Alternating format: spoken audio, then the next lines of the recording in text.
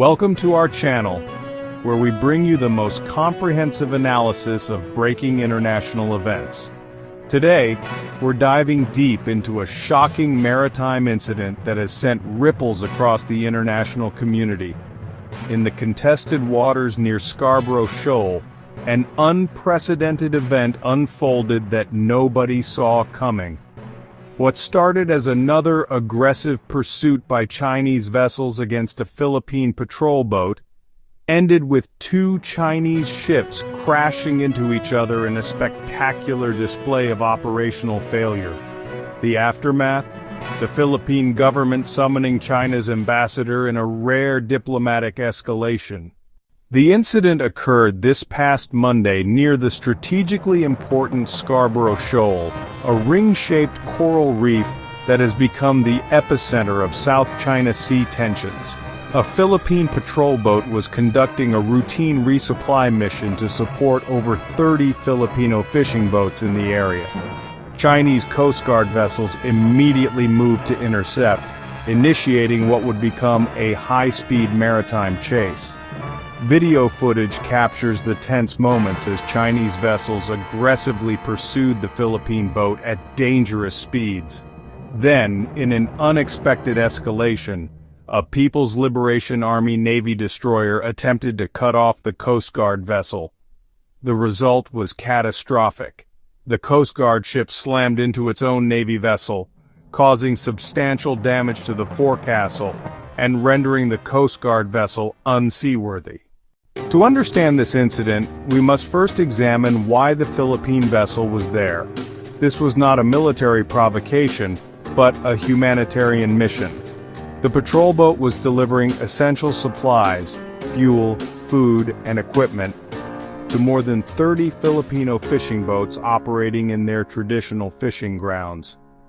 Scarborough Shoal lies well within the Philippines' 200 nautical mile exclusive economic zone, as defined by international maritime law. Under the UN Convention on the Law of the Sea, the Philippines has sovereign rights to these waters and the obligation to support its citizens' livelihoods. The Philippine government's response was swift and uncompromising. Officials in Manila condemned what they termed China's reckless behavior in the strongest possible terms. Philippine officials emphasized that such dangerous maneuvers at sea could have easily led to a much more tragic accident, potentially involving loss of life. Taking diplomatic action to the next level, the Philippine Department of Foreign Affairs summoned Chinese Ambassador Huang Shilian, a significant step reserved for serious disputes. The purpose was to formally protest China's actions and its recent unilateral release of new baselines around Scarborough Shoal, which the DFA stated infringe upon Philippine sovereignty and contravene international law. Beijing's official response was characteristically subdued and deflective, a common strategy when its South China Sea actions face international scrutiny. Chinese officials largely avoided direct commentary on the collision between their own vessels, instead redirecting statements to claim indisputable sovereignty over what they call Huangyan Dao. Their narrative framed the Philippine vessel's presence as an illegal intrusion, completely sidestepping the 2016 arbitral tribunal ruling that found China's claims had no legal basis. The official Chinese narrative made no mention of the operational failure or the damage sustained by their own Coast Guard vessel, an admission that would undermine their image of overwhelming competence. The United States, as a treaty ally of the Philippines, responded with both strong diplomatic statements and concrete military action.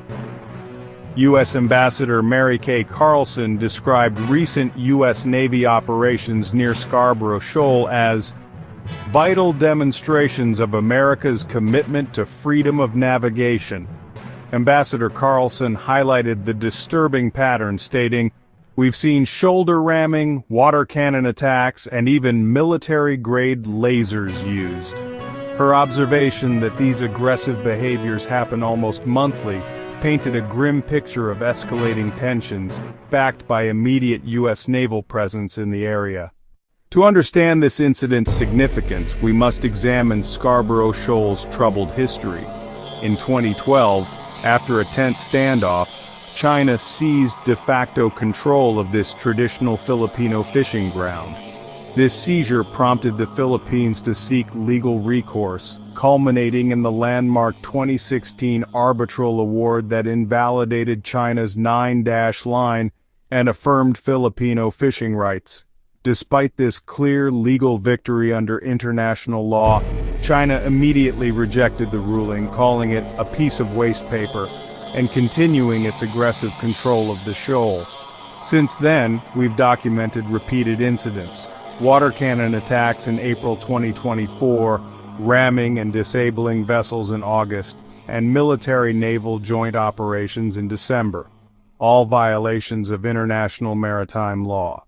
This collision serves as a powerful symbol of the instability in the South China Sea, where trillions of dollars in global trade pass through annually.